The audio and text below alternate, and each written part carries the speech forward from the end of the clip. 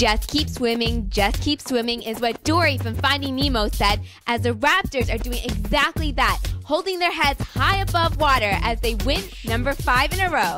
This win, of course, was costly because they lost a guy who's finding his niche, none other than Hedo Turkoglu. Just 2 minutes into the game, he took an elbow to the face from Mike Dunleavy, which had him grimacing on the floor, but reports come back and show that there's damage to the orbital bone, which means he could pull a Rip Hamilton and get that mask out. That just takes me back to my elementary school days when I used to play 21 with the boys at recess, and I would always consistently take that elbow to the nose. And wearing my glasses, it wasn't a pretty picture, but I, like Hedo Turkoglu, are going to withstand the pain. Jarrett Jack should be described as a charismatic character when he was running to the aid of Hedo Turkoglu and also showing his passion out there on the court when the Raptors were stuck in a funk. He showed that confidence, freely setting back for the 3. In the motion picture When in Rome, they say passion is in the wrist, and Jose Calderon is done playing the nice game as he was able to allow himself to be extremely crafty and versatile with his ball handling skills. Jose Calderon has found his groove coming off the bench, striving for his own shot and perfecting that alley-oop lob to Amir Johnson with such grace, giving the fans just what they're looking for. When you give, you shall receive, and the catalyst Chris Bosh dug into his bag of tricks and unleashed his point guard skills.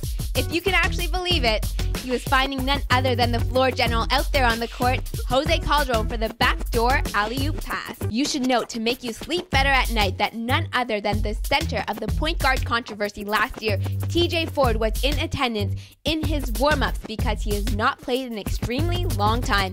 And Coach Jim O'Brien could care less about the way that he's been handling the situation. Actions always seem to speak louder than words, because the same thing happened between Jarrett Jack and TJ Ford last year.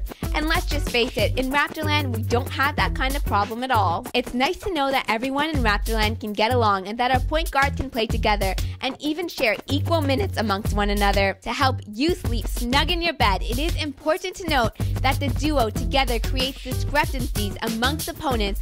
That is just how they are maturing to become the 5th seed overall in the Eastern Conference. Deservedly so, the accolades just keep swimming Chris Bosh's way as he was named Eastern Conference Player of the Week, as he's averaging 25.7 points a game, 16 rebounds a game, along with 3.7 assists per game.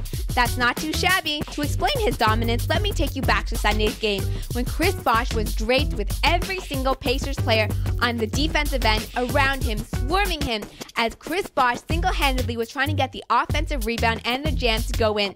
It was not just 2 attempts, but 3 attempts, and he got the put-back jam. Be warned, because the second game of this back-to-back home-and-home series is going to be a tough one, because the Pacers love to shoot the lights out from the perimeter. It might just explain why we hardly see Troy Murphy put it on the floor and attack the basket. The same could go for Danny Granger, who seems to be in fine form after his injury, knocking down the ball with ease when he gets those open looks and his hot hand is rolling.